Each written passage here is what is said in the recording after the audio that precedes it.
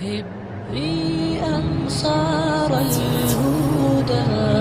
میرے نبی نے فرمایا بنی اسرائیل کا ایک آدمی مر گیا، اللہ کے سامنے پیش ہوا، اللہ نے پوچھا کیا لائے ہو؟ کہنے کا کچھ بھی نہیں، کچھ بھی نہیں، نماز نہیں، روزہ نہیں، حج نہیں، زکوٰۃ کچھ نہیں، ذکر تلاوت کچھ نہیں. یہ تو میں اپنی تفصیل سے کہہ رہا ہوں. اس نے کہا یا اللہ کچھ نہیں. اللہ نے کہا کوئی یاد کر، کچھ یاد کر. تو کہنے لگا یا اللہ میں تاجر تھا، تاجر بہت سے تاجر بیٹھے ہوئے ہیں، میں تاجر تھا، میں مال دیتا تھا، جب کوئی گاہک کا نقصان ہو جاتا تھا تو میں اپنے نوکروں سے کہتا تھا اسے معاف کر دو، اس کو چھوڑ دو. اور جب کوئی دے سکتا تھا اور دینے میں لیٹ کرتا تھا تو میں نوکروں سے کہتا تھا تنگ نہ کرو، جب چاہے گا دے دے گا، تنگ نہ کرو.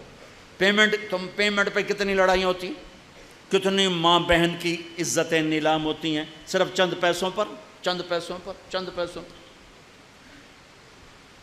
ایک فون آیا، ایک تاجر، ایک دم اس نے اتنی گندی گالیاں دیں کہ میرا دل مٹھی میں آ گیا.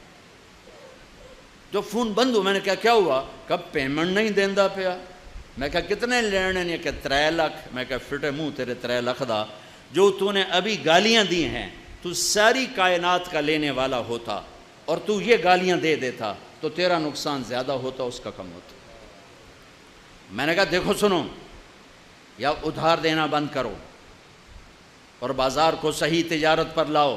جس بازار میں ادھار ہو وہ مصنوعی بازار ہے، اصلی بازار نہیں ہے. جس بازار میں ادھار چل رہا ہو ٹوٹل، وہ مصنوعی بازار ہے، اصلی بازار نہیں. میں کہا دیکھو، یا ادھار بند کرو، ادھار دینا منع نہیں ہے، ادھار لینا منع نہیں ہے. پھر اگر ادھار دینا ہے تو حوصلہ پیدا کرو، ظرف پیدا کرو. یہ بکواس بند کرو، یہ بکواس بند کرو، یہ گالیاں بند کرو. کسی کی ماں بیٹی کو نیلام کر دینا 1 لاکھ 2 لاکھ کے پیچھے، سونے چاندی میں تولو تو بیٹی کی قیمت نہیں بن سکتی ہے.